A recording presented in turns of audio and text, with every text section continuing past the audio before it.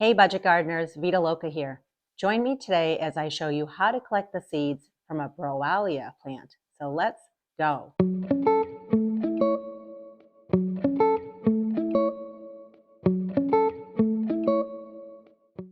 Have you ever heard of a Browallia plant? It's also known as an amethyst flower. Here where I live in New Hampshire, zone 5B, it is not hardy, so it's considered an annual. I had never heard of it before. I visited a local flower garden and I saw it there. It was so striking, so beautiful. This plant thrives in part sun locations. It really depends on your climate. If you live in a very hot climate, you want to put it in a shadier location. And if you live in a little bit of a cooler climate, it can take some sun. What you're looking at on the screen are some pictures that I took of this plant the day that I harvested the seeds.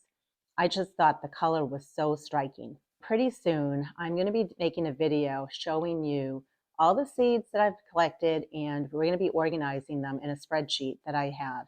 It's a spreadsheet I've used for years, and it keeps track of all the seeds I have, what month each of the seeds need to get started, the depth, the light requirements, and I just really need to work on that. So I figured I'd take you along to show you how I do that, as well as how I store my seeds. You won't want to miss that video.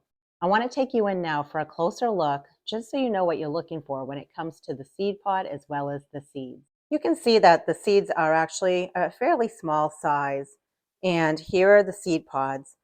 The seed pods were found at the base of the plant. I saw the beautiful flowers, and when I lifted the flowers up, that's where I saw the seed pods.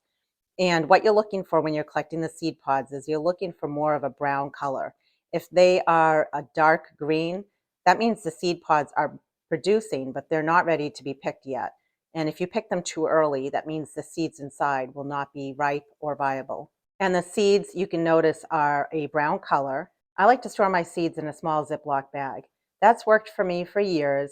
The key is you want to make sure that when you're storing your seeds, that you're storing them completely dry. You can also store your seeds in a paper bag or a glass jar. I like to label my bag with the name of the seed, which is Browallia. The color is a blue or purple color, where I collected the seeds from, and the year that I collected the seeds. I have a dime here just so you can see how small this bag is and that the size of the seeds are pretty small, and the seed pods are large enough that you'll notice them if you're looking to collect them under the plant. What you're looking at now is just a close-up shot at what the seeds as well as the seed pods look like for the Browallia plant. I like to use a kitchen colander when I am separating the seed shaft or the pods from the seeds.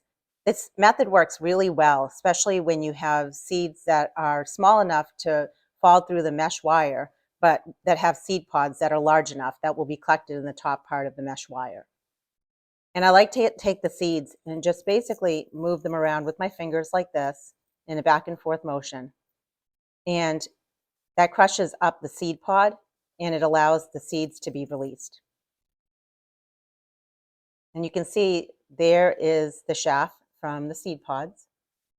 And if you look carefully, you will see the little teeny tiny seeds at the bottom of the bowl. I am so excited to grow this plant in my yard. I can't wait to see how it looks. I'm going to try it in pots, and I'm also going to try it in the landscape. Since I personally had never heard of this plant, I'm not quite sure how popular it is or how easy or hard it is to find in a nursery. I did a little bit of research, and I did find a few websites that sell the seeds for this plant. I hope you're able to do some gardening. I know it's getting cold, but even if it's collecting seeds, starting some seeds, maybe you're planning for your gardens for next year. That's all part of the gardening process. And I hope you're able to do a little bit of that.